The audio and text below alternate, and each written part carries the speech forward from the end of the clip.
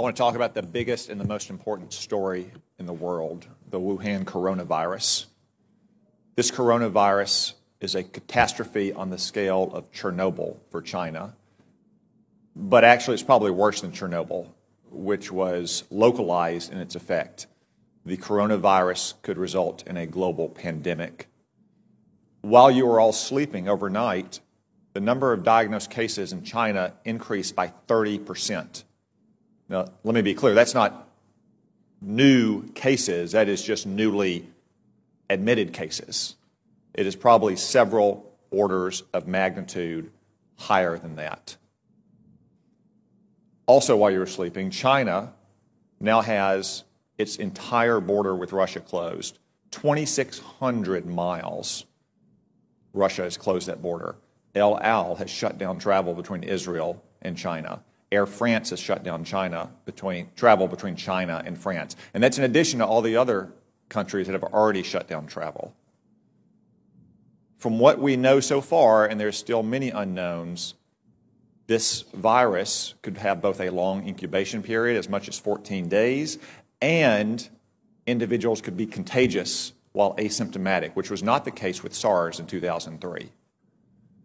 Furthermore, from some cases, it appears that the virus could be aerosolized, which means it doesn't require the kind of contact that you have with, say, a married couple kissing each other or a family living in close quarters in a hotel or apartment, but rather the distances we are all sitting apart right now. Yet China is still lying about all of this. They've been lying about it from the very beginning, and you don't need their history of lying about SARS in 2003, though it is relevant here. You just have to see what's happened over the last 2 months. We now know that the first case manifested no later than December 1, even though China didn't reveal it to the WHO until a month later on December 31st, when they continued to hide it from their own citizens. And they continued to say that it had been contained inside Wuhan. Today, it is in every single province in China. They also claimed for almost 2 months, until earlier this week, that it had originated in a seafood market in Wuhan, that locals had contracted it from animals in, say, bat soup or snake tartare. That is not the case. The Lancet published a study last weekend demonstrating that of the original 40 cases, 14 of them had no contact with the seafood market, including patient 0.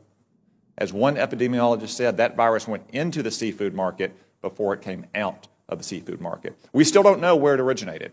Could have been another seafood market. Could have been a farm. Could have been a food processing company. I would note that Wuhan also has China's only biosafety level 4 super laboratory that works with the world's most deadly pathogens, to include, yes, coronavirus. Now, look at China's own actions. They have quarantined 60 million people, 60 million, more than the entire population of our West Coast. They've shut down schools indefinitely. Classes canceled nationwide indefinitely. Hong Kong, a part of China, has basically shut down all travel from the mainland. That's why it is essential that we immediately stop all travel on commercial aircraft between China and the United States. Making exceptions, of course, for American citizens to come back, as we just brought back yesterday, allowing essential trade to flow as long as crews on ships and aircraft are not allowed to go into the general population in America, and making exceptions, of course, for medical personnel to go into China to try to get a handle on this.